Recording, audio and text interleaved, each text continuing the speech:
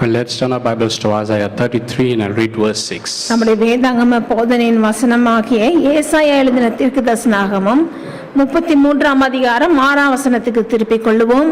Wisdom and knowledge shall be the stability of your times. பூரண ரட்சிப்பும் ஞானமும் அறிவும் உன் காலங்களுடைய உறுதியாயிருக்கும்.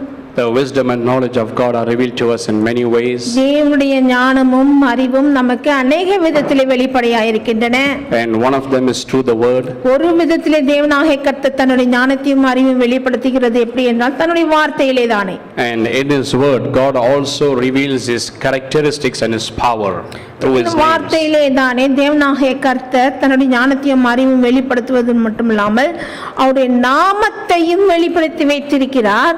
அவருடைய நாமத்தை வெளிப்படுத்துவதன் மூலமாக அவர் தாம் எப்படிப்பட்ட குணாதிசயம் உடையவர் என்பதையும் நமக்கு வெளிப்படுத்தும்படியாக. Characteristics means who he really is. அவருடைய குணாதிசயம் என்றால் என்ன, அவருடைய தன்மை எப்படிப்பட்டவர் என்பதையும் அவருடைய பெயரை வச்சே சொல்லி காமிச்சிறார் நமக்கு. So through every name of God in the Bible, God is revealing a special character, a special attribute, a special quality and power through those names. ஒவ்வொரு நாமத்தையும் தேவன் தன்னுடைய பெயரையாகிய நாமத்தை வார்த்தையில வெளிப்படுத்த ஒவ்வொரு நாமத்துக்கு பின்னால் இருக்கிற அவருடைய குணாதிசயத்தை ஒவ்வொன்றாக விளக்கி கொண்டே வெளிப்படுத்தி கொண்டே வருகிறார். Every name is special. ஒவ்வொரு நாமமும் அவரை குறித்து விசேஷித்ததாய் இருக்கின்றன. Something he reveals special through each name. ஒவ்வொரு நாமத்தின் மூலமாக அவருடைய குணாதிசயத்தில் ஒவ்வொரு விஷயத்தையும் நமக்கு வெளிப்படுத்துகிறார். And that is why we are looking at the names of God. ஆகவே தான் தேவன் நாமத்தை குறித்து படித்துக் கொண்டு வருகிறோம். So we saw the first name Elohim, where God reveals himself as a creator through that name. முதல் நாமமாக எலோஹிம் என்ற நாமத்தை பார்த்தோம். அதன் மூலமாக அவர்தான் சிருஷ்டிகர்த்தா எப்படிப்பட்டவர் என்பதை ஆழமாக கண்டோம். That he is the creator of all things. எல்லாவற்றையும் சிருஷ்டித்த கர்த்தர் அவர்தான் என்பதை கண்டோம். Then we looked at Jehovah, the self-existent, self-revealing one. பிற்பாடு யெகோவா என்ற நாமத்தை குறித்து பார்த்தோம். அதன் மூலமாக தன்னைத்தானே இயக்குகிறவர், தானாய் இயங்குகிறவர் என்பதையும் தன்னைத்தானே வெளிப்படுத்துகிறவர் என்பதையும் கண்டோம். The one who never changes, he is the same yesterday, today and forever. அதாவது அவர் யெகோவா என்றால் அவர் மாறாத தேவன், நேற்றும் இன்றும் என்றும் மாறாதவராயிருக்கிறார் என்பதையும் வெளிப்படுத்துகிறார் யெகோவா என்ற நாமத்தின் மூலமாக. Through El Shaddai he reveals that he is the one who nourishes, supplies and satisfies with abundance. L Shaddai என்ற நாமத்தின் மூலமாக அவர் நம்முடைய தேவனாகிய கர்த்தர் நமக்கு பராமரித்து போஷித்து திருப்தி செய்கிறவர் என்பதையும் காண்பிக்கிறார் அவர் குணாதிசயத்தை. Through Adonai he reveals that he is the rightful owner and we are just stewards of everything that he blesses us with. அதோனை என்ற அவர் நாமத்தின் மூலமாக என்ன மாதிரி வெளிப்படுத்துகிறார் தன்னை, நான் தான் எல்லாவற்றுக்கும் உரிமையாளர், நீங்கள் எல்லாவற்றுக்கும் வெறும் விசாரணைக்காரர்களாய் மட்டுமே இருக்கிறீர்கள் என்பதை வெளிப்படுத்துகிறார். And through Jehovah Jireh he reveals himself as the one who sees and makes provision for you and me. Jehovah ஈரே என்ற நாமத்தை படித்துக் கொண்டு வந்தோம். அந்த நாமத்தின் மூலமாக என்னவாக வெளிப்படுத்துகிறார், நாம் தேவை எழும்புவதற்கு முன்பாகவே அவைகளை பார்த்தவர், அதை கண்டவர், அதை பராமரித்தவர் என்பதையும் கண்டோம். Today we are going to look at another name called Jehovah Rophe, or some call it Jehovah Ropheka. Jehovah இன்னொரு நாமத்தை குறித்து இந்த வாரத்திலிருந்து பார்க்க போகிறோம். யெகோவா ரோஃபா என்ற வார்த்தையை குறித்து, spelled as R-O-P-H-E, Rophe, Jehovah Rophe. தமிழில் யெகோவா ரோஃபா என்ற வார்த்தையை குறித்து தேவனுடைய நாமத்தை குறித்து பார்த்து கொண்டு வரோம். And translated as I am the Lord who heals you. அதோடைய அர்த்தம் யெகோவா ரோஃபா என்றால் என்ன அர்த்தம், நானே உன் பரியாகிய கர்த்தர், பரிகாரியாகிய கர்த்தர். Through these names we see the progressive revelation of God. பாருங்கள், இந்த நாமத்தின் மூலமாக அவருடைய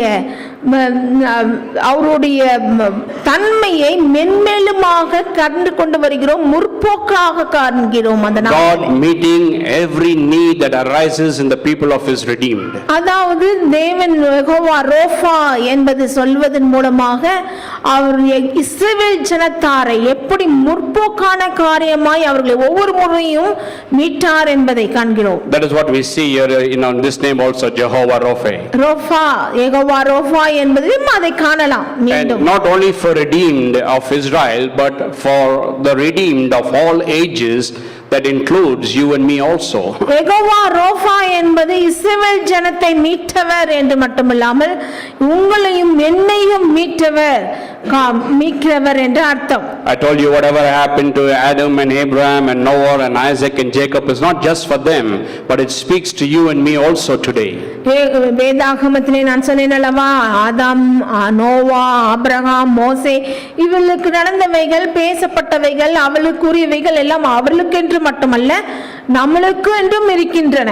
So through these names we see that God meeting the needs of his redeemed as it arises in their lives. அதாவது இந்த நாமங்கள் மூலமாக தேவை எழும்புவதற்கு முன்பாகவே அவர்களை சந்திக்கிறார் என்பதை காண்கிறோம், மீட்கிறார் என்பதையும் காண்கிறோம். Even you and me today. இன்றைக்கு உங்களுக்கும் எனக்கும் கூட அப்படியாதான். The more you spend time with his word, the more he keeps revealing himself to you.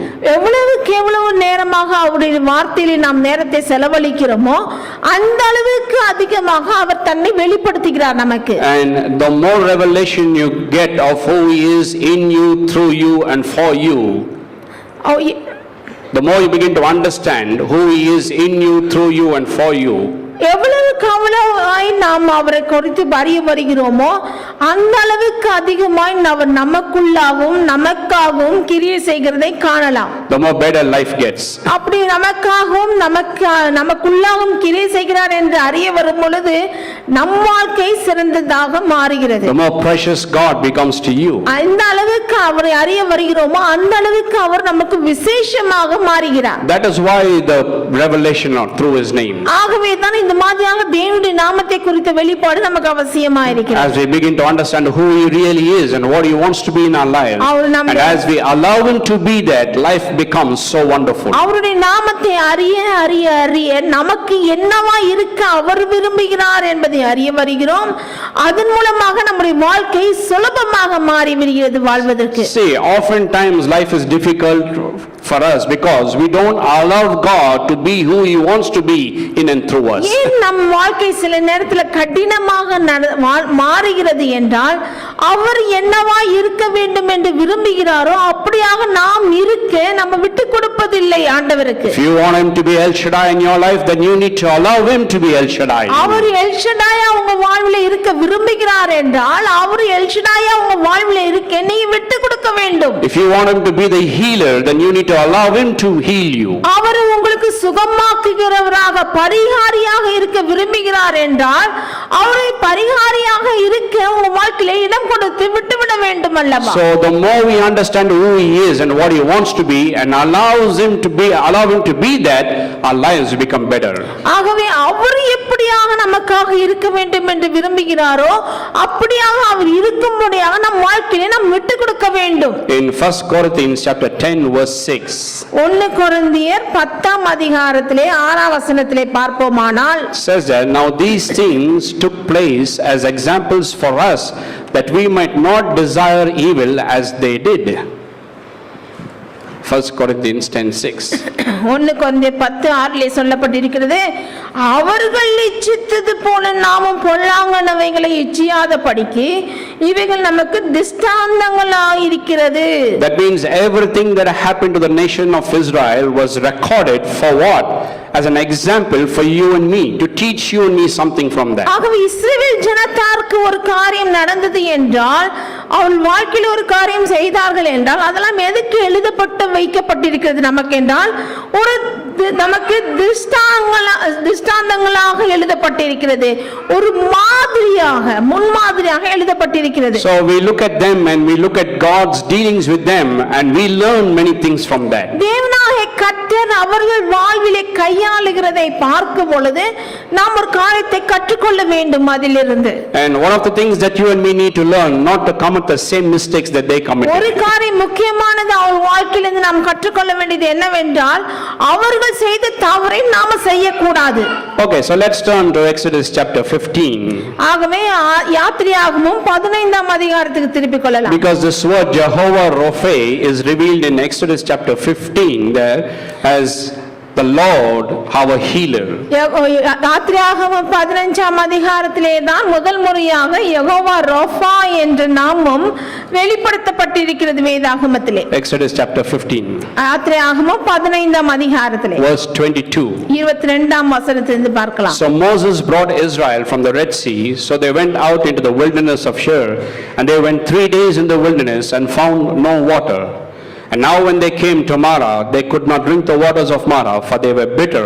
Therefore the name of it was called Marah. And the people complained against Moses, saying, "What shall we drink?" So he cried out to the Lord, and the Lord showed him a tree. And when he cast it into the waters were made sweet. There he made a statute and an ordinance, and he tested them, and said, "If you diligently heed the voice of the Lord your God, and do what is right in his sight, give ear to his commandments, and keep all his statutes, I will put none of this disease on you, which I have brought on the Egyptians, for I am the Lord who heals you." It is there in that last phrase we get this name, Jehovah Rapha. யாத்திராகமம் 15ஆம் அதிகாரம் 22லிருந்து 26 மட்டுமாக படிக்கிறேன், கேளுங்கள். பின்பு மோசே இஸ்ரவேல் ஜனங்களை சிவந்த சமுத்திரத்திலிருந்து பிரயாணப்படுத்தினான். அவர்கள் சூன் வனாந்தரத்திற்கு புறப்பட்டு போய் 3 நாள் வனாந்தரத்தில் தண்ணீர் கிடையாமல் நடந்தார்கள். அவர்கள் மாராவிலே வந்தபோது மாராவின் தண்ணீர் கசப்பாய் இருந்ததினால் அதை குடிக்க அவர்களுக்கு கூடாதிருந்தது. அதனால் அவ்விடத்திற்கு மாரா என்று பெயரிட்டப்பட்டது. அப்பொழுது ஜனங்கள் மோசேக்கு விரோதமாய் முறுமுறுத்து என்னத்தை குடிப்போம் என்றார்கள். மோசே கர்த்தரை நோக்கி கூப்பிட்டான். அப்பொழுது கர்த்தர் மோசேக்கு ஒரு மரத்தை காண்பித்தார். அதை அவன் தண்ணீரிலே போட்டவுடனே அது மதுரமான தண்ணீராயிற்று. அவர் அங்கே அவர்களுக்கு ஒரு நியமத்தையும் ஒரு நியாயத்தையும் கட்டளையிட்டு அங்கே அவர்களை சோதித்து, நீ உன் தேவனாகிய கர்த்தரின் சத்தத்தை கவனமாய் கேட்டு அவர் பார்வைக்கு செம்மையானவைகளை செய்து அவர் கட்டளைக்கு செவி கொடுத்து அவருடைய நியமங்கள் யாவையும் கை கொண்டால் நான் எகிப்தியருக்கு வரப்பண்ணின வியாதிகளில் ஒன்றையும் உனக்கு வரப்பண்ணேன். நானே உன் பரிகாரியாகிய கர்த்தர். So here in the last verse, the last sentence we see, he says, I am the Lord your healer, who heals you. இங்கதான் கடைசி வார்த்தையிலே வருகிறது அல்லவா, நானே உன் பரிகாரியாகிய கர்த்தர். Today we are going to look at the meaning of this name and the background of how God reveals this name to Moses and to the people of Israel. இன்னைக்கு இந்த நாமத்தை குறித்தும் இந்த நாமத்துக்கு உடைய பின்னணி எதனாலே அங்க வந்தது என்பதை குறித்து பின்னணியும் பார்க்க போகிறோம். Here this word translated as healer in our English Bibles, in modern Hebrew it is the word used for doctor, the word doctor. அதாவது பரிகாரியாகிய என்று வருகிறது இந்த தமிழ் ஆகமத்திலே, தமிழோட வேதாகமத்திலே. ஆனால் எபிரேயர்ல பாத்தீங்கன்னா இந்த இடத்துல எழுதப்பட்டிருக்கிற வார்த்தைக்கு டாக்டர்னே இருக்குது. So in contemporary Hebrew, if you translated it, it would read is as I am Jehovah your doctor. That's how it will read. எப்படியாக எபிரேய மொழியிலே வேதாகம் எழுதப்பட்டிருக்கிறதுனா நானே உன் டாக்டர் ஆகிய கர்த்தர் என்று எழுதப்பட்டிருக்கிறது அவர்களுடைய மொழிபெயர்ப்பு. So here in this incident, God is speaking to the nation of Israel and he is telling them, I am your doctor. ஆகவே இந்த இஸ்ரவேல் ஜனத்தாருக்கு தேவனாகிய கர்த்தர் தானே சொல்லுகிறார், நானே உங்களுக்கு டாக்டராகிய கர்த்தர் என்று சொல்லுகிறார். This word Jehovah Rapha appears around 60 times in the Old Testament. பழைய ஏற்பாட்டிலே யெகோவா ரோஃபா என்ற நாமமானது ஒரு கிட்டத்தட்ட 60 முறை வருகிறது. And it always means to restore, to heal, to cure as a physician. அதாவது ஒவ்வொரு முறையும் யெகோவா ரோஃபா என்ற வர இடத்துல எல்லாம் என்ன அர்த்தத்தோடு வருகிறது என்றால் திரும்ப மீட்டவர் என்ற அர்த்தமாயும் சுகமாக்குகிறவர் என்ற அர்த்தமாகவும் சிகிச்சை செய்கிறவர் என்ற அர்த்தமாயும் வருகிறது. 60 times it is used and every time it means to restore, to heal, to cure as a physician. பழைய ஏற்பாட்டில் 60 முறை வருகிறது. ஒவ்வொரு முறையும் இந்த 3 அர்த்தத்துல வருகிறது. என்னவென்றால் திரும்ப மீட்டு திரும்ப அந்த பழைய நிலைக்கு கொண்டு வருகிறார் என்பதை குறிக்கும் பொழுதும் அந்த பேர் வருகிறது.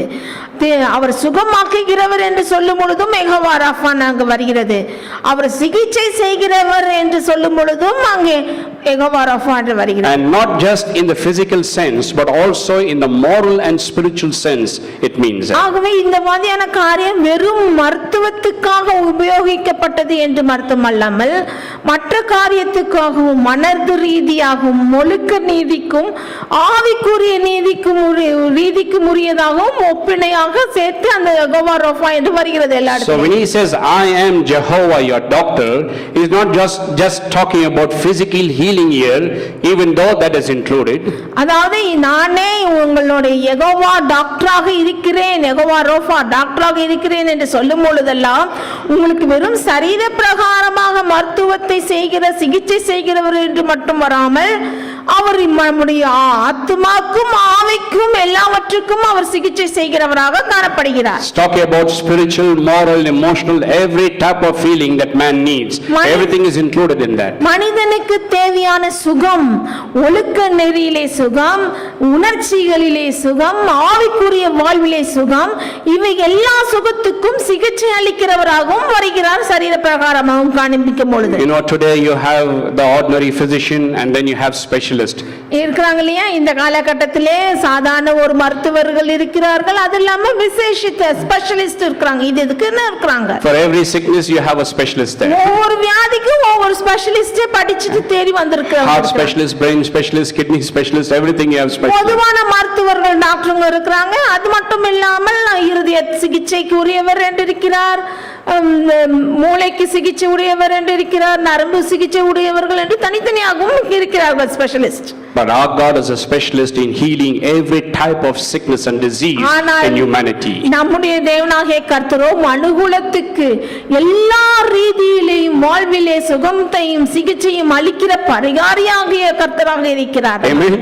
Not just a special sickness or disease, there are a particular sickness or disease. ஏதோ குறிப்பிட்ட வியாதிக்கு வெறும் குறிப்பிட்ட ஸ்பெஷலிஸ்டாக நம்ம கர்த்தர் இருக்கிறது மட்டும் இல்லாமல் He is a specialist healer in every sickness and disease. அவர் எல்லா வியாதிக்கும் எவ்வகையான வியாதியா இருந்தாலும் சரி அவர் மருத்துவர்.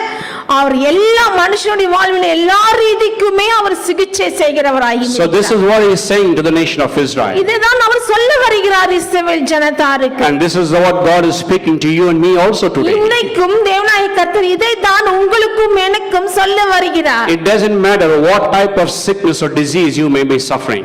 நீங்கள் எந்த ஊடான சுகவீனத்திலே உங்களுக்கு நோய்களிலே பாடுபட்டு கொண்டோ அவதிப்பட்டு கொண்டு இருந்தாலும் சரி. It doesn't matter if human doctors are given up and they may say, well, you have to stay with this. அது மட்டும் இல்லாமல் உலக ரீதியாக மருத்துவர்கள் இதுக்கு ஒன்றும் சிகிச்சை கிடையாது என்று சொல்லியிருந்தாலும் சரி. You know, sometimes the doctors will tell you that. சில நேரத்துல டாக்டர் இந்த மாதிரி சொல்லிடுறாங்க. There's no cure for this disease. இந்த மாதிரியான வியாதிக்கெல்லாம் சுகமாய் கொடுக்க முடியாதுங்க என்று சொல்லுகிறார்கள். You cannot heal this. இதெல்லாம் சுகமாக்க முடியாது மருந்துனாலன்னு சொல்லிடுறாங்க. You just have to put it up. You just have to learn how to live with it. என்ன சொல்லுகிறாங்க? இது அப்படியே இருக்கட்டும், அதோட வாழ பழகிக்கோங்க அப்படி சொல்லி கொடுக்கறாங்க. All we can do is just control it. That's all. என்ன சொல்றாங்க? நாங்களே என்ன செய்ய முடியும்? வர இருக்கிற வியாதியை கண்ட்ரோல் பண்ணி தான் வைக்க முடியுது என்று சொல்லுகிறாங்க. They say it sometimes. சிலர் இப்படியாக சொல்லுகிறார்களும் கூட நோயாளிகளை பார்த்து. But Jehovah Rapha is not like that. ஆனால் யெகோவா ரோஃபா அப்படி அல்லவே. He says, I am the Lord who heals thee. நான் என்ன சொல்கிறார்? நானே உன் பரிகாரியாகிய கர்த்தர். He doesn't say, well, I can't heal this sickness, you have to learn how to put it up and bear it and live with it. அவர் சொல்லுகிறது இல்ல, உனக்கு இந்த வியாதி வந்துடுச்சு மகனே, இதே நீ தாங்கி கொண்டு வா, பல்ல கடிச்சின்னு வாழ்ந்துட்டு போயிட முடியற வரைக்கும் சொல்லிடுறவர் அல்ல அவர். No, sometimes when people are afflicted with sickness, they get confused in their minds. சில நேரத்துல ஜனங்களுக்கு வியாதி என்று வந்தோனையும் மனதில குழம்பி போய் விடுகிறார்கள். I meet many people like that. அநேகர் இப்படியாக இருக்கிறத கண்டிருக்கிறேன்.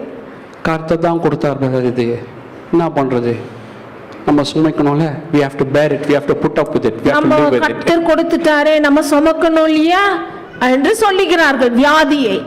Hello. கவனிக்கிறீர்களா?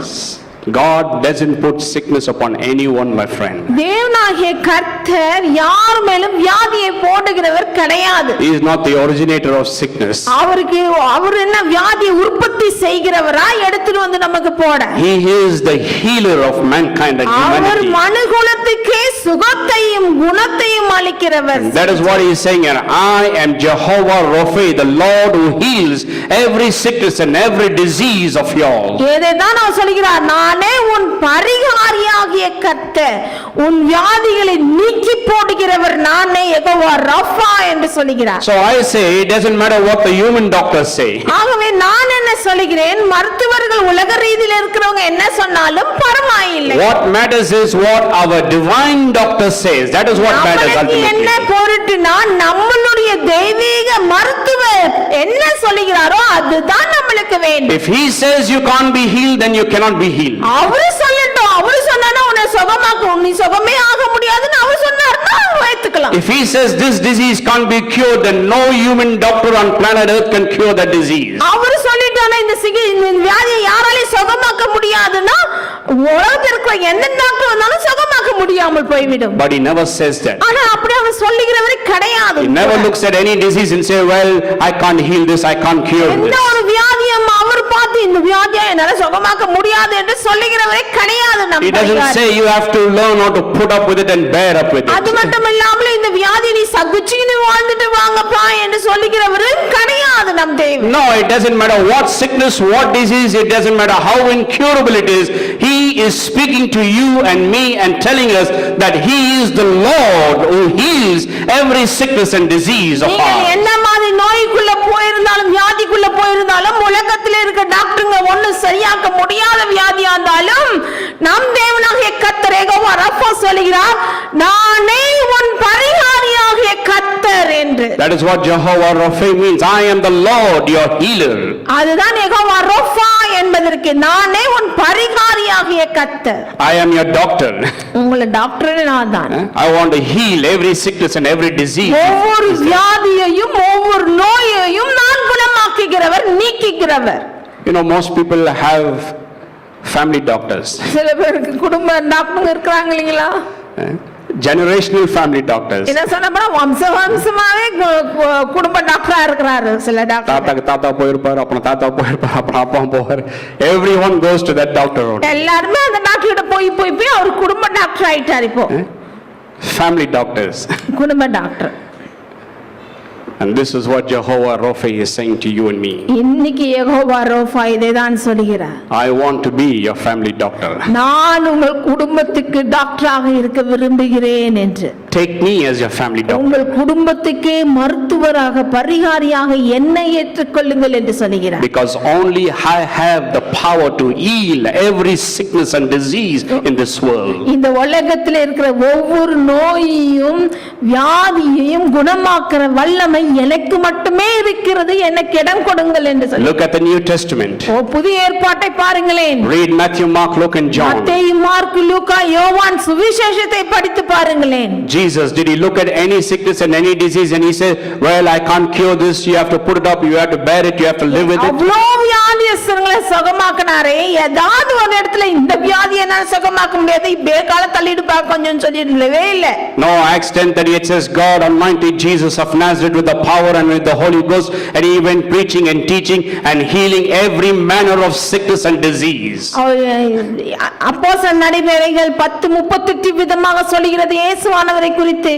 தேவனாகிய கர்த்தர் இயேசுவாகிய இயேசு கிறிஸ்துவை பரிசுத்த ஆவியினால் நிரப்பினார். அவர் வல்லமையோடும் சுகமாக்குகிறவராயும் பிசாசுகளை துரத்துகிறவராயும் சுற்றி திரிந்தார் என்று வேதம் சொல்கிறது. Every sickness and disease he healed because only he has the power to heal. ஒவ்வொரு வியாதியையும் ஒவ்வொரு நோயையும் குணமாக்கினார். Is the only one who can speak and open the eyes of the blind or touch the leper and just cleanse him by simply touching our him. மாத்திரமே பேசி கண்ணை திறந்தார், குஷ்டரோகிகளை சுத்தமாக்கினவர். Is the only one who can speak to the dead and say come forth. அவர் ஒருவர் மாத்திரமே மரித்தவர்களை நோக்கி எழும்பி வா என்று சொன்னவர், எழும்பி வந்தான். And he wants to be your doctor and my doctor. அப்பேற்பட்டவர் உங்களுக்கும் எனக்கும் மருத்துவராய் இருக்க விரும்புகிறார். I tell you my friend, நான் சொல்கிறேன், make a choice today. இன்னைக்கு நீங்கள் தீர்மானியுங்க. Choose him as your doctor. உங்களுக்கு மருத்துவராக என்னுடைய டாக்டர் என்று நீங்கள் தீர்மானியுங்கள். He is a specialist to heal every kind of disease. உங்களுடைய எல்லா எந்த விதமான வியாதியா இருக்கட்டும், நோயா இருக்கட்டும், அவர் குணமாக்குகிறவர். He is the one who has the power to cure even the incurable sickness and disease. சுகமாக்க முடியாத வியாதி நோய்களையும் சுகமாக்குகிறவர் ஒருவர் நம்முடைய யெகோவா ரோஃபா மாத்திரம். But unless you allow him, he can do it. If you don't allow him, he can't do it. நாம் அவரை விட்டால் தான் அவர் வந்து சுகமாக்குவார். You know, one preacher said it wonderfully. ஒரு பிரசங்கியார் இவ்விதமாக சொன்னார் அருமையாக. He said sometimes we tie up the hands of God so that he cannot do anything for us. சில நேரத்தில் நாமளே கர்த்தருடைய கரத்தை கட்டி போட்டுறோம், அவர் நம்முடைய வாழ்விலே வேலை செய்ய விடாமல் என்று சொல்கிறார். So take him as your doctor, allow him to be your healer. ஆகவே அவரை உங்களுக்கு டாக்டராய் ஏற்றுக்கொள்ளுங்கள், அவரை உங்களை சுகமாக்க இடம் கொடுங்கள். Whether it is spiritual, physical, moral, mental, whatever it is, even emotional, he has the power to heal and to cure every our disease. எல்லா விதமாகவும் பரிகாரியாக இருக்கிறார். சரீர பிரகாரமாகவும் ஒழுக்க ரீதி பிரகாரமாகவும் உணர்ச்சியிலேயும் ஆவிக்குரிய காரியத்திலேயும் ஆத்மா சிந்தனையிலும் அவர் வந்து சுகமாக்குகிறவராயிருக்கிறார். Now let's go back to Exodus chapter 15 verse 22 to 26. இப்பொழுது யாத்திரையாகமம் 15 படித்தோம் இல்லையா, அந்த பகுதிக்கு போய் பார்க்கலாம். Because here this name Jehovah Rophe arises out of Israel's earliest experience in the wilderness. அதாவது இந்த யெகோவா நானே உன் பரிகாரியாகிய கர்த்தர் என்ற இந்த சம்பவம் நடக்கிறதே, இது வனாந்தர பாதையிலே அவர்கள் பிரயாணப்பட்டு போகும்போது இஸ்ரவேல் ஜனத்தாருக்கு முதல் முறையாக நடந்த சம்பவம் அவங்கள் வாழ்க்கையிலே. So let us read verse 22 first today. இப்பொழுது 22ஆம் வசனத்தை படிப்போம். Verse 22.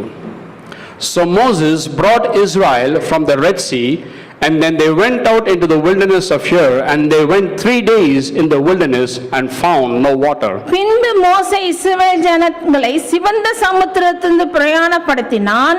அவர்கள் சோன் வனாந்தரத்துக்கு புறப்பட்டு போய் 3 நாள் வனாந்தரத்தில் தண்ணீர் கிடையாமல் நடந்தார்கள். Then verse 23, when they came to Mara, they could not drink the waters of Mara, for they were bitter, and therefore the name of it was called Mara. அவர்கள் மாராவிலே வந்தபோது மாராவின் தண்ணீர் கசப்பாய் இருந்ததினால் அதை குடிக்க அவர்களுக்கு கூடாதிருந்தது, அதனால் அவ்விடத்துக்கு மாரா என்று பெயரிடப்பட்டது. And then it says that in verse 25, so he cried to the Lord, and the Lord showed him a tree, and he cast it into the waters, and the waters were made sweet.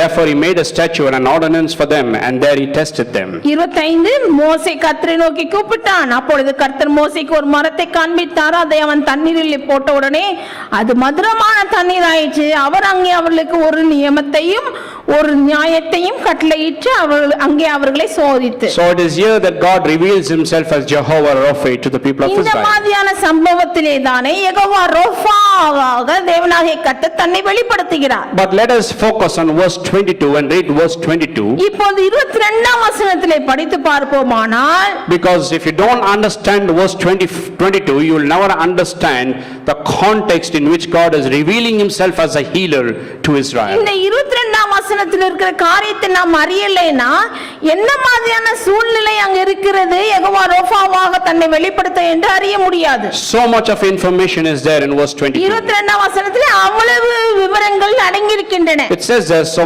Moses brought Israel from the Red Sea.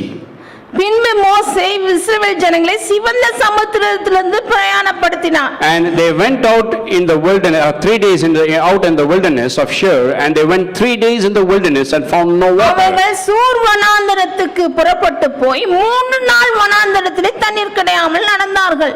Just pay attention to the first part of that verse when it says there. என்ன சொல்கிறது முதல் பகுதியிலே கவனிப்போமானால், Moses brought Israel out from Egypt, the wilderness. எகிப்திலிருந்து இப்போ வனாந்தரத்துக்கு நடத்தி கொண்டு வருகிறார் மோசே என்பதை காணலாம். Brought them out from Egypt through the Red Sea. எகிப்திலிருந்து சிவந்த சமுத்திரத்து வரைக்கும் நடத்தி கொண்டு வருகிறார் இப்போ முதல்ல மோசே. The second part of the verse says, then they went 3 days in the wilderness and they found no water there. அந்த சிவந்த சமுத்திரத்தை கடந்த பிற்பாடு அந்த இடத்திலிருந்து வனாந்தரத்துக்கு போறாங்க. 3 நாள் பிரயாணமா நடந்து போகிறார்கள் ஜனங்கள். So that tells us something. இந்த மாதிரியான காரியம் நடக்கும்போது ஒரு காரியம் நமக்கு புலன்படுகிறது. What it tells us that 3 days before Moses brought the people of Israel, entire nation of Israel, through the Red Sea, and after they crossed the Red Sea, 3 days they traveled and found no water. அதாவது 3 நாளுக்கு முன்பாக சிவந்த சமுத்திரத்தை அவர்கள் கடக்க செய்தார் மோசே.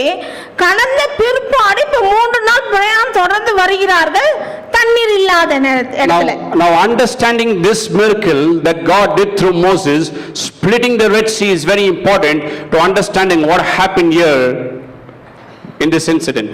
இந்த சூழ்நிலையிலே மோசே அந்த சிவந்த சமுத்திரத்தை கடக்க செய்து அந்த சிவந்த சமுத்திரத்தை இரண்டாக பிளக்க பண்ணி நடந்து வருகிற காரியம் மிக முக்கியம் இந்த வசனத்தை புரிந்து கொள்ள. 3 days before, Moses brought the entire nation of Israel to a supernatural miracle of God. இந்த 3-4 பிரயாணத்துக்கு முன்பாக பார்ப்போமானால் ஒரு இயற்கைக்கு அப்பாற்பட்ட விதத்திலே மோசே சிவந்த சமுத்திரத்துக்கு ஊடாய் இஸ்ரவேல் ஜனத்தாரை நடத்த பண்ணினார். A miracle that has been recorded in history and even still speaks today. அந்த மாதிரியான சம்பவம் சரித்திரத்திலே இடம்பெற்ற சம்பவம் இன்னும் பேசப்படுகிற சம்பவமாய் இருக்கிறது. Something that nobody has ever seen, they saw and experienced. இதுவரைக்கும் கண்டிராததை அவர்கள் கண்டார்கள். Just 3 days earlier they experienced it. இது 3 நாளைக்கு முன்பாக தான் இவ்வளவு பெரிய அற்புதத்தை கண்டார்கள். And after experiencing such a great miracle of God, 3 days they went out in the wilderness and there was no water, they were thirsty. இவ்வளவு பெரிய மகா பெரிய அற்புதத்தை கூடாய் அனுபவித்து வந்து இப்பொழுது 3 நாள் பிரயாணப்பட்டு தண்ணீர் இல்லாமல் அவதிப்படுகிறார்கள். And then they found a little water there. அப்புறமா கொஞ்சம் தண்ணீர் இருக்கிறத கண்டாங்க. They tasted the water, it was bitter. அந்த தண்ணீரை எடுத்து மொண்டு குடிச்சு பார்த்தா கசப்பா இருந்தது. That's why it's called Mara. Mara means bitter. கசப்பா இருக்கிறதுனால கசப்பு என்பதற்கு மாறா என்று பெயர். And then they started murmuring and complaining there. உடனே கசப்பா இருக்கிறோனே ஒரே முறுமுறுக்குறாங்க, நாங்க என்னத்தை தான் குடிப்போம். It is in this situation that God says, I am Jehovah Rapha, the Lord who heals you. இந்த சூழ்நிலையிலே தான் தேவனாகிய கர்த்தர் வந்து சொல்கிறார், நானே யெகோவா ரோஃபாவாக இருக்கிறேன், உன் பரிகாரியாகிய கர்த்தர். But we need to understand what happened 3 days before. Let's look at that miracle. 3 நாளுக்கு முன்பாக என்ன நடந்தது என்று நாம் காண வேண்டும். The miracle of the Red Sea, splitting of the Red Sea. இந்த சிவந்த சமுத்திரம் இரண்டாக பிளந்த சம்பவம். Exodus 14. 14ஆம் அதிகாரத்திலே காண்போமானால் You will find it recorded there. You can go home and read through the whole chapter. 14ஆம் அதிகாரத்தை வீட்ல போய் முழுவதுமாக படிச்சு பாருங்க, அங்க என்ன சம்பவம் Read நடந்தது it slowly. மெதுவா படிச்சு பாருங்க. Try to understand it. It's a wonderful chapter there. மெதுவா படிச்சு பாருங்க, மிகவும் அருமையான அதிகாரம்.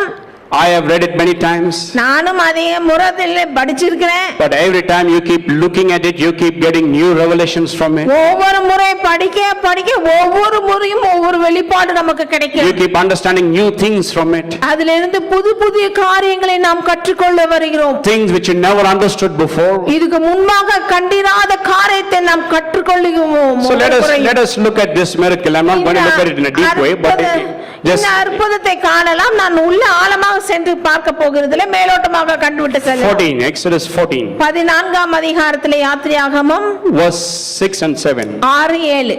So he made ready his chariot and took his people with him, and also he took 600 choice chariots and all the chariots of Egypt with captains over every one of them. 14:6-7. அவன் தன் ரதத்தை பூட்டி தன் ஜனங்களை கூட்டிக் கொண்டு பிரதானமான 600 ரதங்களையும் எகிப்தில் உள்ள மற்ற சகல ரதங்களையும் அவைகள் எல்லாவற்றுக்கும் அதிபதிகளான வீரரையும் கூட்டிக் கொண்டு போனான். Words are very important there. It says that then the Pharaoh of Egypt took 600 choice chariots. That means the best chariots that were meant for war. அதாவது பார்வோன் இஸ்ரவேல் ஜனத்தாரை பின்தொடர்ந்து 600 பிரதானமான ரதங்களை எடுத்துக்கொண்டு பின்னாடி வரான். And then it says all the chariots of Egypt. That means the entire Egyptian army is now pursuing after the nation of Israel. அது 600 பிரதானமான ரதங்களை எடுத்தது மட்டும் இல்லாமல் எகிப்தில் உள்ள மற்ற சகல ரதங்களையும் அவைகள் எல்லாவற்றுக்கும் அதிபதிகளான வீரர்களையும் கூட்டிக் கொண்டு போனான். Pursuing them. இஸ்ரவேல் ஜனத்தாரை தொடர்ந்து வரான். Want to capture them and re-enslave them. இஸ்ரவேலரை பிடிச்சு திருப்பி கொண்டு வந்து அடிமைத்தனத்தில் வைக்கும்படியாக. Pharaoh didn't want the people to go free. இஸ்ரவேல் ஜனத்தாரை சுதந்திரமாக விடுதலை பண்ண பார்வோனுக்கு மனம் வரவில்லை. Scholars say there were nearly 3 million people, Israelites. கிட்டத்தட்ட சொல்றாங்க வல்லுனர்கள் கணக்கு போட்டு 30 லட்சம் பேர் இருக்காங்கன்னு. And remember, they were slaves. அதுவும் ஞாபகத்துக்கு 30 லட்சம் பேர் அடிமைகளாக இருந்தவர்கள்னா They were doing all the hard work, the labor. They were the ones who actually built up Egypt. இன்னும் சொல்ல போனா பார்வோனுடைய வேலையாட்களே 30 லட்சம் பேருனா எகிப்து தேசத்தை கட்டினவர்களே அவர்களாக தான் இருக்க வேண்டும். So just imagine 3 million people working for you for free. அதாவது 30 லட்சம் பேர் இலவசமாக உங்களுக்கு வேலை செஞ்சிட்டு இருக்காங்கன்னா Hello. கவனித்து பாருங்களேன். 3 million people working for you free, no salary, nothing, just food, whatever you give them. கஞ்சியோ கூழோ ஊத்தி கொடுக்குறது அவ்வளவுதான். சம்பளம் இல்லாம நீங்க கொடுக்கிற சாப்பாடையும் கஞ்சியும் கூழியும் குடிச்சுக்கிட்டு இலவசமாக 30 லட்சம் பேர் உங்களுக்கு வேலை செஞ்சாங்கன்னா விடுவீங்களா? Today if you appoint a person for work, the first question is how much you'll pay me. இப்ப வேலைக்கு சேர்ந்த உடனே முதல்ல கேள்வி எவ்வளவு பே பண்ணுவீங்க எனக்கு சம்பளம்? Nobody works for free, my friend. யாருமே இலவசமா வேலை செய்ய மாட்டோமே. But these people were slaves there, no other choice, so they had to work, forced labor. இவர்கள் அடிமைகளாக இருந்தவர்கள், இவர்களுக்கு இஷ்டம்ன்றே விருப்பம் என்றோ கிடையாது. அவர்கள் கண்டிப்பாக வேலை செய்யப்பட்டார்கள். Whether they liked it or not, they had to work. அவர்களுக்கு பிடிக்குதோ இல்லையோ வேலை செஞ்சுதான் ஆக வேண்டும். Whether they were well or sick, they had to work. அவர்கள் வியாதியோ நோயோ வேலை செய்துதான் ஆக வேண்டும். Whether they had food or water, they had to work. சாப்பிட்டாங்களோ தண்ணி குடிச்சாங்களோ இல்லையோ வேலை செய்துதான் ஆக வேண்டும். The law was work or die. அவர்களுடைய சட்டம் என்ன?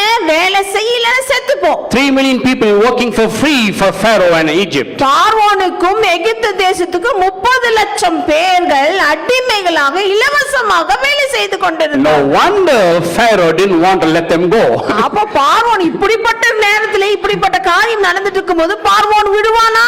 First he says, okay, you go.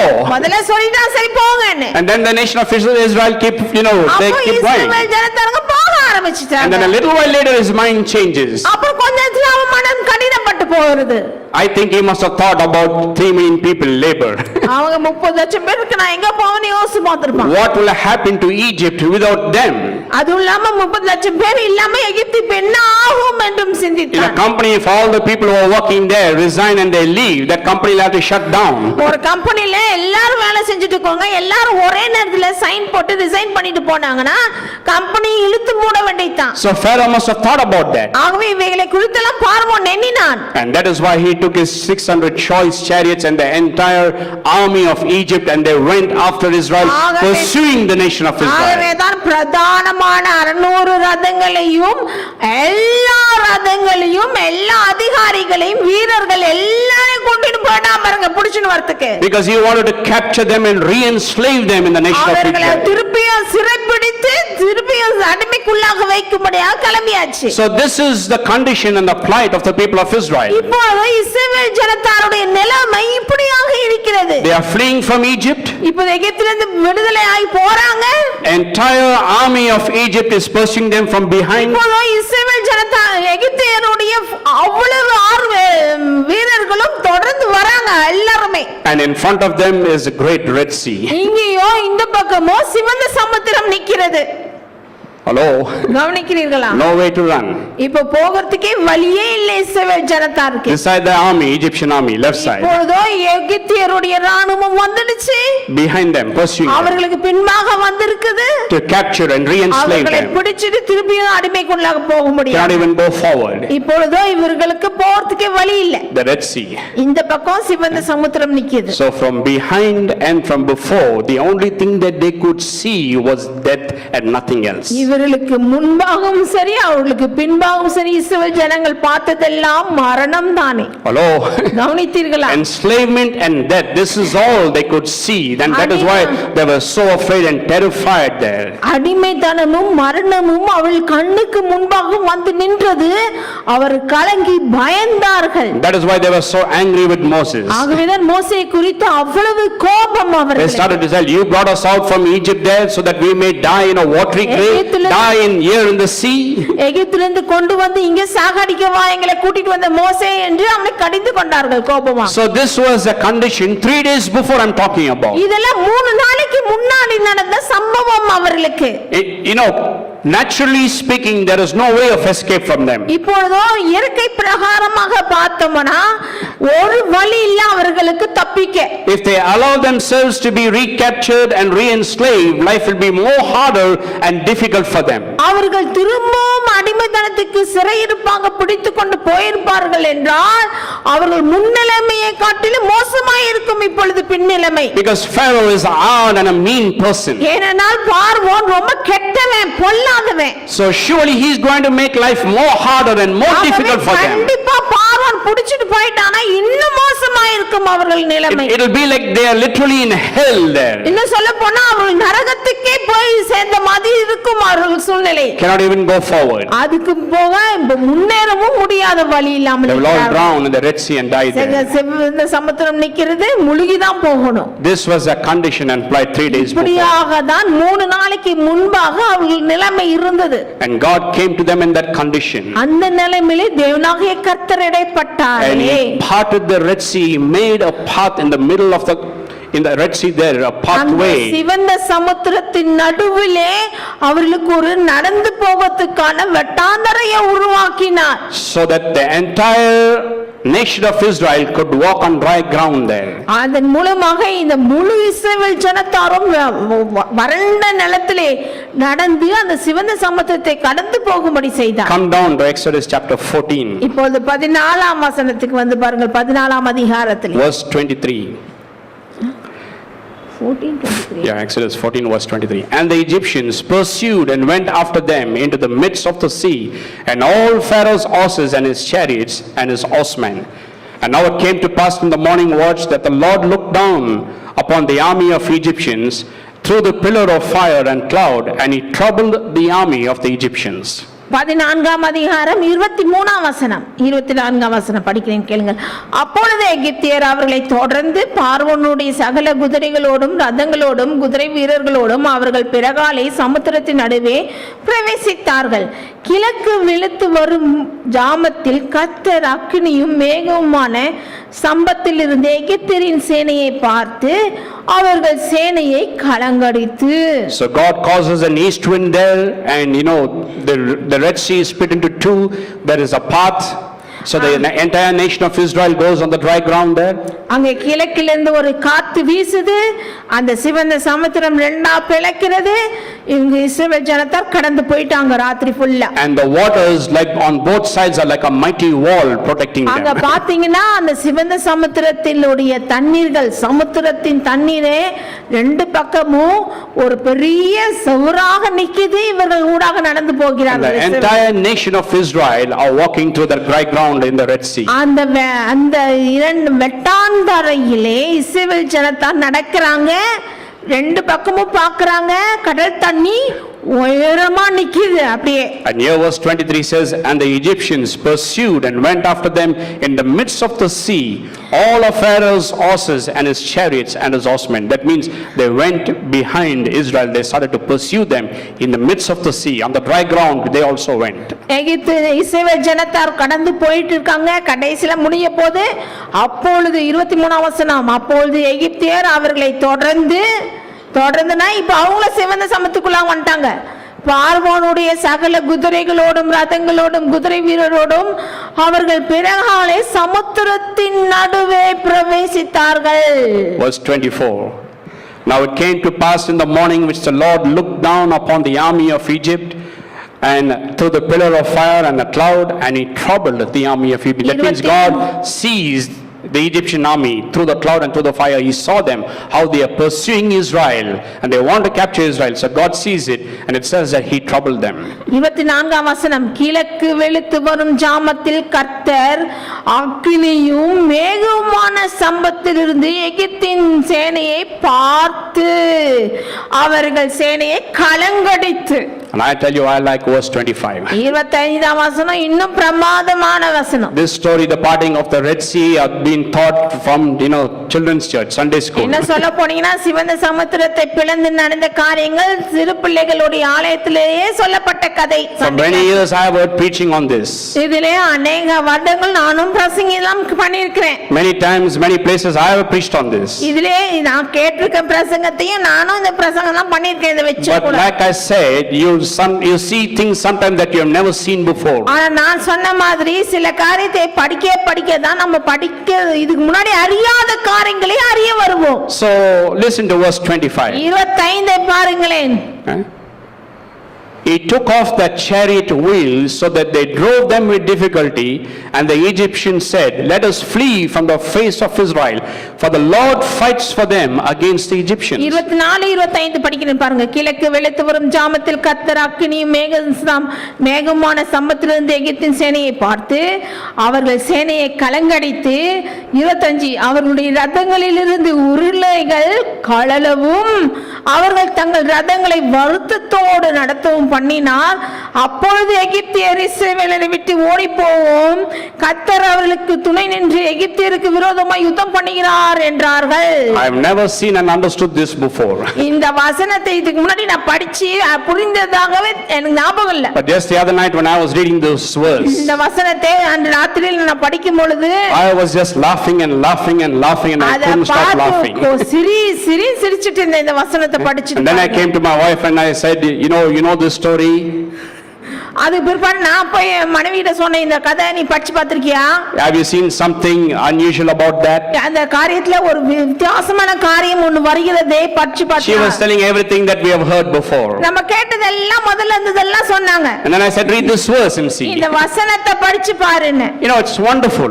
அவ்வளவு அருமையானவை. In verse 24 it says that God saw the Egyptian army pursuing after Israel and he troubled them. அது பின்னாடி தொடர்ந்து வருகிற எகிப்து தேசத்தில் இருந்து எகிப்திய சேனையை கர்த்தர் பார்த்தார். But I like verse 25 better. அத பார்க்க செய்தார் கலங்கடித்தான் இருக்குது 24. ஆனா 25 ரொம்ப நல்லா வருது பாருங்க. It says there because God took off the chariot wheels. அவர்களுடைய ரதங்களில் இருந்து உருளைகளை கழலவும். Hello? கவனித்தீர்களா? Who took off the chariot wheels? அங்க ரதங்களில் உள்ள உருளைகளை கழலும்படி செய்தது யாரு? God took it off. கர்த்தர் எடுத்தாரு. How many chariots they had? எத்தனை ரதங்கள் அவர்களுக்கு பிரதானமானது?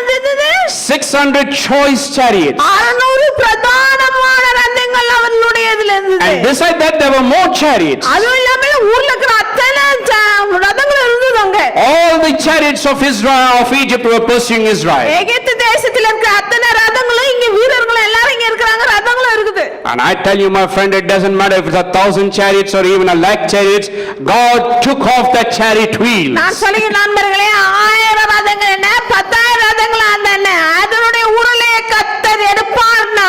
I don't know how he did it, but one thing I know that he did it. The Bible says so and I believe it, my friend. அது எப்படி அவர் செய்தார் தெரியாது, ஆனால் அங்க எழுதப்பட்டிருக்கிறது வேதத்துல அவர் செய்தாரே.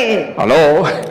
You understand this, you will not get afraid of your enemies. இத பத்தி படிச்சு அறிந்திருப்போமானால் கர்த்தரை விரோதியை கண்டு நாம பயப்படவே மாட்டோம். Doesn't matter how big, how powerful, how affluent they are.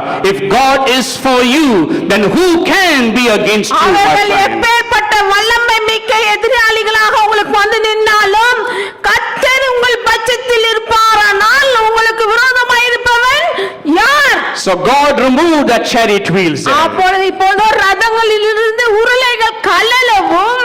And you see that it's recorded that they were filled with fear and they said God fights for them. அப்பொழுது அவர்கள் பயந்துட்டு சொன்னார்கள், அப்பொழுது எகிப்தியர் இஸ்ரவேலை விட்டு ஓடி போவோம், கர்த்தர் அவர்களுக்கு துணை நின்று எகிப்திற்கு விரோதமாய் யுத்தம் பண்ணுகிறார் என்றார். God is fighting for Israel. He is fighting against Egyptian army. இப்போது எகிப்தியருக்கு விரோதமாக இஸ்ரவேலருக்காக கர்த்தர் யுத்தம் பண்ணுகிறார்.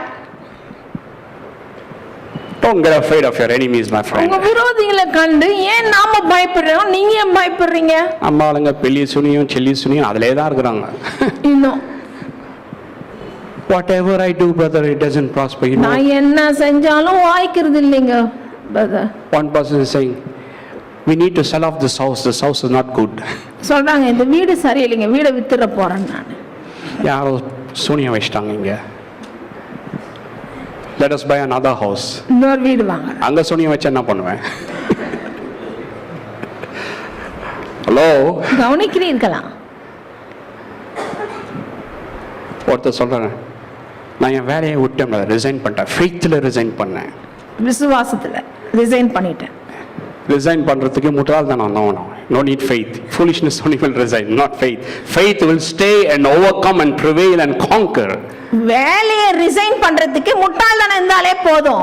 ஆனா வேலையில செயல்பட்டு ஒழுங்கா நிலைத்து நிற்க விசுவாசம் தேவை. If God be for you, who can be against you, my friend? கர்த்தர் உங்கள் பட்சத்தில் இருக்கும் பொழுது உங்களுக்கு விரோதமா இருப்பவன் யார் நண்பரே? God was with the nation of Israel. இஸ்ரவேல் தேசத்துக்கு துணையாக நின்றார், அவளுக்காக நின்றார். Even though the entire army of Egypt was pursuing them.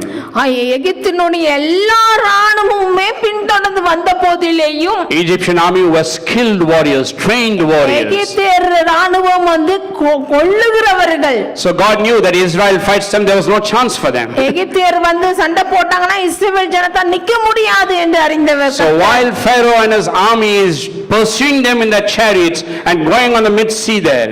அங்கே முன்னாடியே பார்க்கிறோம் கர்த்தராகிய தேவனாகிய கர்த்தர் இடைப்படுவதை. இப்பொழுது இஸ்ரவேலரை தொடர்ந்து எகிப்தியர் நடுவுல வந்துட்டாங்க, சமுத்திரத்து நடுவுல. God removed all the chariot wheels. அந்த நடுவுல சமுத்திரத்துல நடுவுல வந்திருக்கும் பொழுது தானே ரதங்களுடைய உருளை எல்லாம் கழட்டினாரு. What will happen if the chariot wheels are removed? எல்லா ரதங்களிலிருந்தும் உருளைகள் கழண்டுச்சுனா என்ன ஆகும்? You cannot drive the chariot. They found it difficult. ரதங்களே நடத்தவே முடியாது ஒரு அடி கூட. And God waited for the entire nation of Israel to cross over. எல்லா இஸ்ரவேல் தேசத்தார் முழுமையாக தாண்டி போற வரைக்கும் காத்துட்டு இருந்தார். And then the entire Egyptian army was there in the middle of the sea on dry ground. எகிப்தியர்கள் எல்லாம் நடு சமுத்திரம் வர வரைக்கும் காத்துட்டு இருந்தார் கர்த்தர்.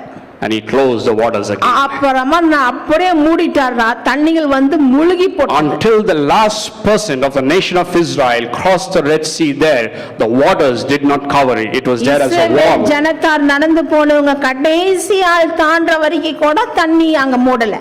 Both sides it was like a wall. ரெண்டு பக்கமும் சுவர் போல நின்றது. But the moment the last man crossed it and went on the other side. கடைசி ஆளை தாண்டி அந்த பக்கம் கரையேறின உடனே இஸ்ரவேல் ஜனதான் the Red Sea filled up again. சிவந்த சமுத்திரம் அப்படியே விழுந்தது அவர்கள். That's how the entire army of Egypt was drowned there with their horses and chariots. இப்படியாக தான் எகிப்தியருடைய பார்வோனுடைய ரதங்களும் வீரர்களும் அமிழ்க்கப்பட்டு ஒன்றுமில்லாமல் Come down to verse 31. 31ஆம் வசனத்திலே பார்க்கலாம். Thus Israel saw the great work which the Lord had done in Egypt, so the people feared the Lord and believed the Lord and his servant Moses. கர்த்தர் எகிப்தியரில் செய்த அந்த மகத்தான கிரியையை இஸ்ரவேலர் கண்டார்கள். அப்பொழுது ஜனங்கள் கர்த்தருக்கு பயந்து கர்த்தரிடத்திலும் அவருடைய ஊழியக்காரனாகிய மோசேயினிடத்திலும் விசுவாசம் வைத்தார்கள். Remember, behind them death, before them death. முன்னாடியும் பின்னாடியும் மரணம் நின்றது. With a mighty supernatural miracle God delivered them. அற்புதமான இயற்கைக்கு அப்பாற்பட்ட அதிசயத்தினாலே கர்த்தர் கை நீட்டி செய்தார். With their own eyes they saw the Red Sea splitting and they walked on dry ground. சொந்த கண்களினாலே கண்டார்கள் சிவந்த சமுத்திரம் இரண்டாக பிளந்து நின்றதை. And they also saw that the same Egyptian army, entire army was coming on the dry ground, but they were all drowned there. அதே நேரத்தில் அதே மாதிரி எகிப்தியர் பார்வோன் ரதங்களும் வந்த பொழுது வீரர்கள் அமிழ்க்கப்பட்டு போனதையும் கண்டார்கள். They saw the mighty work of God, what God can do. தேவனாகிய கர்த்தர் செய்த அற்புதமான கிரியைகளை கண்டார்கள். Experienced one of the mightiest miracles there. அற்புதமான மிகவும் முக்கியமான பெரிய அற்புதத்தை கண்டார்கள் இஸ்ரவேல். Really privileged people to see such a thing. அவ்வளவு பெரிய அற்புதத்தை காண அவர்கள் ஸ்லாக்கியம் பெற்ற ஜனங்கள் தானே. And then verse chapter 15. 15ஆம் அதிகாரம் ஆரம்பிக்குது. What happens? என்னாச்சு? There's great celebration, rejoicing, singing and dancing. பெரிய கொண்டாட்டம், ஒரே பாட்டல் ஆடல் தானே இஸ்ரவேல் ஜனங்கள். Singing about this great miracle and how God delivered them from this army and all that. எப்படி பார்வோனுடைய சேனையிலிருந்தும் ரதங்களிலிருந்தும் எப்படியாக தேவன் அவர்களை விடுதலையாக்கினார் என்ற ஒரு பாட்டு. In my language I would say singing, praising, worshiping, jumping, clapping, dancing, praising in tongues and speaking in tongues. ஆனா சொல்ல போனா நம்மளுடைய வார்த்தையில சொல்லுவோமானால் துதித்தல், பாடல், பாடுதல், ஆடுதல், குதித்தல், அந்நிய பாஷை பேசி ஒரே ஸ்தோத்திரம் தானே. Because they are just experiencing something mighty there. ஏன்னா ஒரு பெரிய மகத்துவத்தை கண்டதினாலே. That is why verse 22 is important. இப்பொழுது அதனால தான் 22ஆம் வசனம் இப்போ நமக்கு முக்கியம். In Exodus 15. 15ஆம் அதிகாரம் 22ஆம் வசனத்திலே என்ன சொல்கிறது? 15:22. So Moses brought Israel from the Red Sea and they went out into the wilderness of Shur. and they went 3 days in the wilderness and found no water. இப்பொழுது 15:22 பாருங்கள். பின்பு மோசே இஸ்ரவேல் ஜனங்களை சிவந்த சமுத்திரத்திலிருந்து பிரயாணப்படுத்தினான். அவர்கள் சூன் வனாந்தரத்திற்கு புறப்பட்டு போய் 3 நாள் வனாந்தரத்தில் தண்ணீர் கிடையாமல் நடந்தார்கள். Experience a great miracle. ஒரு பெரிய அற்புதத்தை அனுபவித்தார்கள். The miracle is about splitting of the Red Sea. சிவந்த சமுத்திரம் இரண்டாய் பிளந்த அற்புதத்தை அனுபவித்தார்கள். 3 days later, 3 நாளுக்கு பிற்பாடு they are traveling through the wilderness. வனாந்தரத்திலே போறாங்க. They are thirsty. தாகம். Found no water to drink. தண்ணீர் இல்ல குடிக்க. And after 3 days they find a little water there. 3 நாள் பிரயாணப்பட்ட பிறகு ஒரு கொஞ்சம் தண்ணி பார்த்தாங்க. And they go and taste it. அங்க போய் ருசி பார்த்தா it's bitter. கசப்பா வேற இருந்தது. And you know what? என்னாச்சு தெரியுங்களா? All the anger. எல்லா கோபமும். 3 days before they forgot what happened. 3 நாளைக்கு முன்னாடி நடந்ததை மறந்துட்டாங்களே. Entire Red Sea got split for them in two. முழு சமுத்திரத்தையும் பிளந்தாரே. If he can split the Red Sea and cause you to walk on dry ground, can't he not change that bitter water into sweet water for you? இவ்வளோ பெரிய மகா சிவந்த சமுத்திரத்தை பிளந்தாரே ரெண்டா, இந்த மாறா தண்ணியை சுத்தமாக்க மாட்டாரா, இனிப்பாக்க மாட்டாரா கர்த்தர்? ஹலோ, கவனித்தீர்களா? அதை செஞ்சது இதை செய்ய முடியாதா? Red Sea, old sea, he split into two. முழு சமுத்திரத்தையே ரெண்டா பிளந்துட்டார். And there is water there. They found water 3 days later. இப்போ 3 நாளைக்கு அப்புறம் தண்ணி இருக்குது. But it was bitter. ஆனா கொஞ்சம் கசப்பா இருக்குது அவ்வளவுதான். Cannot the God who split the Red Sea change this bitter water into sweet water? இந்த சிவந்த சமுத்திரத்தை பிளந்த தேவன் கர்த்தர் இந்த மாறா தண்ணியை இனிப்பாக்க மாட்டாரா? முடியுமா முடியாதா? முடியும் சொல்றோம், ஆனா we do the same thing like what the people of Israel do. முடியும் சொல்றோமே, ஆனா இஸ்ரவேல் ஜனதா செய்த மாதிரியே தான் நாமளும் செஞ்சிரோம். God does a mighty miracle, delivers us, blesses us, and does a mighty thing for us. 3 days later we just made a small hardship in life and we begin to curse God. We begin to wonder and doubt God whether he can do it for us. ஆண்டவருடைய ரட்சிப்பை உணர்ந்து அற்புதத்தை அனுபவித்து வாழ்நாள் முழுவதும் அவரை அனுபவித்துக் கொண்டு வந்துட்டு 3 நாளுக்குள்ள ஏதாவது ஒரு பிரச்சனை வந்துச்சுன்னா இந்த மாதிரி அளவா நம்ம நிக்கிறோம். That is why I said, ஆகவே தான் சொன்னேன், all these things were written down as samples for you and me to learn. ஆகவே தான் இவைகள் எல்லாம் திஷ்டாந்தங்களாக நமக்கு இருக்கும்படியாக எழுதப்பட்டிருக்கின்றன. You know what they should have done? என்ன செய்திருக்கணும் தெரியுங்களா? They should have continued their singing and praising and worshiping God. அவங்க தொடர்ந்து ஆடலும் பாடலோட போயினே இருக்கணும் இல்லையா? They should have said, God, you brought us out from the Red Sea and you will not cause us to die in the wilderness. You will turn this bitter water into sweet water for us. அந்த பாட்டு இங்கே வந்திருக்கணும். ஆண்டவரே, சிவந்த சமுத்திரத்தின் ஊடாக எங்களுக்கு பிளந்து நடத்தினவர் இங்கே வனாந்தரத்தில் இந்த தண்ணீர் அண்டையிலே கொண்டு வந்தீர், இந்த மாறா தண்ணீரை இனிப்பாக்குமே என்று துதித்து இருக்க வேண்டும் அவரை பாடி. அதே பிரச்சனை தான், தண்ணி தான், தண்ணியில தான் உங்களுக்கு கண்டம் போடுது. Same problem. What is the problem related to water? எல்லாமே தண்ணீர் சம்பந்தப்பட்டது தானே. இங்கேயும் பாத்தீங்க தண்ணீர்ல ஆண்டவர் பண்ணது, இதுவும் தண்ணீர் தானே. It's a simple thing for God to turn those bitter waters into sweet water. மாறா தண்ணீரை இனிப்பாக்குறது ரொம்ப சுலபமான காரியம் கர்த்தருக்கும் கூட. It is in this situation and context that God comes to the nation of Israel and he says, I am the Lord your healer. இந்த மாதிரியான சூழ்நிலையில தான் தேவனாகிய கர்த்தர் சொல்கிறார், நானே உன் பரிகாரியாகிய கர்த்தர். I am Jehovah your doctor. நானே Jehovah doctor. I am the one who not only heals your physical sickness and disease but your spiritual, your mental, your emotional, every sickness and disease. I am the one who heals it all. நானே உன் பரிகாரியாகிய கர்த்தர், யெகோவா டாக்டரா இருக்கிறேன். உன்னுடைய சரீர பிரகாரமாக குணமாக்க முடியாத எப்பேற்பட்ட வியாதியா இருந்தாலும் நோயா இருந்தாலும் நான் சுகமாக்குவேன். உங்களுடைய ஒழுக்க நெறிக்குரியவர்களையும் சுகமாக்குவேன். எல்லா ரீதியான காரியத்தையும் சுகமாக்குவேன் என்று சொல்கிறார். In this context he is revealing this name to them. இந்த சூழ்நிலையிலே தானே அவருடைய நாமத்தை வெளிப்படுத்துகிறார் இஸ்ரவேல் ஜனத்தார். Well, this is just introduction. I'll stay with this. Jehovah ரோஃபா என்ற நாமத்துக்கு இதுதான் முன்னுரையாக இருக்கிறது. Next week we'll continue. அடுத்த வாரம் தொடர்ந்து பார்ப்போம். There's a lot of lessons we can learn from the nation of Israel, especially from their mistakes. இஸ்ரவேல் ஜனத்தார் வாழ்வில் இருந்து நாம் அநேக காரியங்களை கற்றுக்கொள்ளலாம். விசேஷமாக அவங்க செஞ்ச தப்புல இருந்து அநேக காரியங்களை It was கற்றுக்கொள்ளலாம். written for you and me, இதெல்லாம் நமக்காக எழுதப்பட்டவைகள். so that we not commit the same mistakes. நாமளும் அந்த தப்பு செய்யக்கூடாது என்பதற்காக எழுதப்பட்டிருக்கிறது. If God has delivered you from the power of sin, from the power of Satan, from sickness, lack and want, then how will he leave you middle way? தேவனாகிய கர்த்தர் நம் பாவங்களில் இருந்து, நோய்களிலிருந்து, தரித்திரத்திலிருந்து, சாபத்திலிருந்து விடுதலையாக்கினவர் எல்லா பிரச்சனையிலிருந்தும் நம்ம விடுதலையாக்குவார் இல்லைங்களா? The Bible says he who started a good work in you will what? Finish it. He will complete it. நம்மளே நற்கிரியை ஆரம்பித்த கர்த்தர் முடிவு பரியந்தம் அதை நிறைவேற்ற வல்லவராய் இருக்கிறார் என்று வேதம் சொல்லுகிறது. Called you, chosen you, saved you for a purpose. தேர்ந்தெடுத்தார், அழைத்தார், ரட்சித்தார் ஒரு நோக்கத்துக்கு என்றுதானே. And he will work in you and through you until the purpose is accomplished, my அந்த friend. நோக்கம் நிறைவேறும் அளவும் அவர் நம்மை நடத்துகிறதுக்கு உண்மை உள்ளவராய் இருக்கிறார். There is no power in hell or earth that can stop God's purpose from being fulfilled in your life. தேவனுடைய நோக்கம் நம் வாழ்வில் நிறைவேற்றுவதை தடுக்க எந்த வல்லமையும் இல்லை பூமியிலே. Amen. Amen. He finishes what he starts. அவர் என்ன நோக்கத்தை கொண்டு ஆரம்பித்தாரோ அது முடிக்க வல்லவராய் So get a இருக்கிறார். revelation of who he is in you.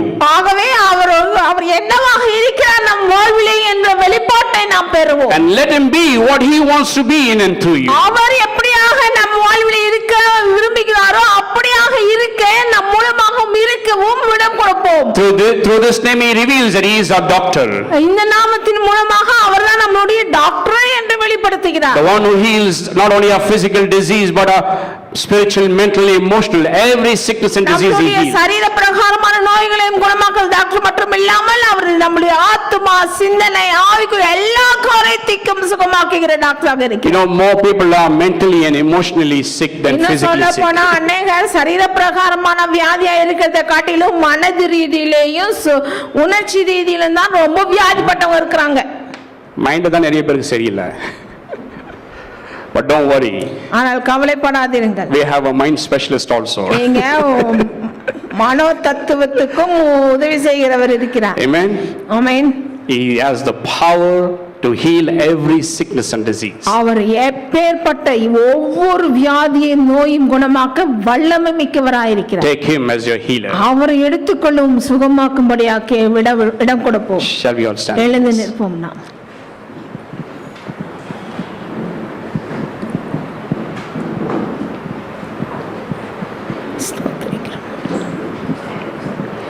See, through each name God reveals a special attribute, a character and a quality. ஒவ்வொரு நாமத்தின் மூலமாக அவருடைய தன்மை, அவருடைய எப்படிப்பட்ட குணமுடையவர் என்பதை நமக்காக வெளிப்படுத்தி கொண்டு வருகிறார். Special power of his. அவருடைய விசேஷித்த வல்லமை என்னெல்லாமாய் இருக்கிறது நமக்கு என்பதை காண்பிக்கிறார். So through this name he reveals that he is our doctor. அவர் இந்த நாமம் மெகவா ரோஃபா என்ற நாமத்தின் மூலமாக அவர் நமக்கு மருத்துவராக, டாக்டராக, பரிகாரியாக இருக்கிறார் என்பதை Let us just வெளிப்படுத்துகிறார். lift up our hearts and our voices to him. இருதயத்தையும் குரலையும் அவருக்கு முன்பாக வைத்து நன்றிகளை ஏறெடுப்போம். Thank him, praise him, அவரை துதித்து ஆராதிப்போமா, worship him. அவரை ஆராதிப்போம். He is the one who saw the need for healing for mankind. மனிதனுடைய சுக தேவையை முன்கூட்டி கண்ட தேவன். I'll show you next week how the entire human race is sick. எப்படியாக மனுகுலமே வியாதியில் இருக்குது என்பதை காண்பிக்க போகுது. They need a healer. அவர்களுக்கு சுகமாக்குகிறவர் தேவை. And in the midst of this sickness God comes and says, I am your healer. இந்த வியாதிகளின் மத்தியிலே மனுக்குலத்துக்கு சொல்லுகிறார், நானே உங்களுடைய டாக்டராக. Oh, what courage, what comfort, what hope we எவ்வளவு have. பெரிய நம்பிக்கை. A world that is filled with sickness and incurable diseases. முழுவதுமே வியாதி, சுகமாக்க முடியாத வியாதினால் பிடிபட்டு But even doctors say, well, you know, you have to put up with this, you have to live with it. டாக்டர்களே சொல்லிறாங்க, இதை சகிச்சுட்டு வாழ்ந்து போங்கன்னு. God says no need. கர்த்தர் சொல்கிறார், தேவையில்லை, I will heal you. நான் வந்து சுகமாக்குகிறேன். I will heal you. நான் வரேன், சுகமாக்குகிறேன். Oh, we thank you, Father. நன்றி பிதாவே. Thank you, Father. நன்றி. Thank you because you are the one who promised and said that you are a healer. நீதானே பிதாவே, நானே உன் பரிகாரியாகிய கர்த்தர் என்று சொல்லி This morning we take you as a healer, we take you as a doctor. காலையிலே உம்மை எங்களுடைய டாக்டராகவும் பரிகாரியாகவும் ஏற்றுக்கொள்கிறோம். We know that you have the ability and you also have the power to heal.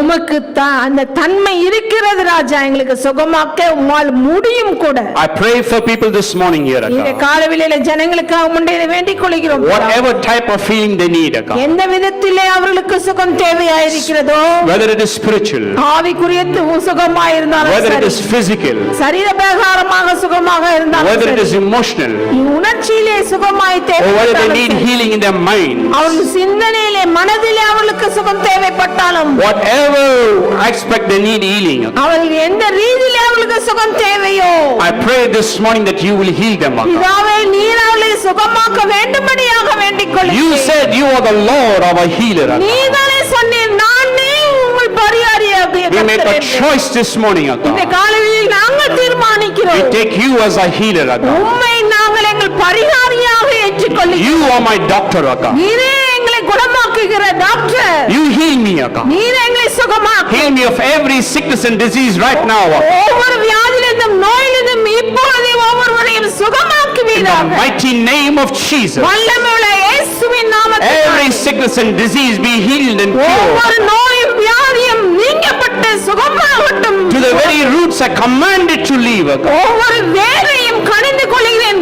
போய் இயேசுவின் நாமத்திலே. Let people experience your healing touch. உம்முடைய சுகத்தை தொடுதலை அனுபவிக்கட்டும் ஒவ்வொருவரும். Oh, we give you all the glory, the honor and praise. உமக்கே எல்லா கனத்தையும் மகிமையும் செலுத்துகிறோம். Thank you for healing us in every aspect. எங்கள் வாழ்விலே எல்லா பகுதியிலும் நீ சுகமாக்கினதற்காக நன்றி பிதா. In Jesus' name I pray. இயேசுவின் நாமத்திலே ஜெபிக்கிறோம் தகப்பனே. Amen. Amen. Now may the grace of our Lord Jesus Christ, the love of the Father, sweet presence of the Holy Spirit abide with each and every one of us forever and ever.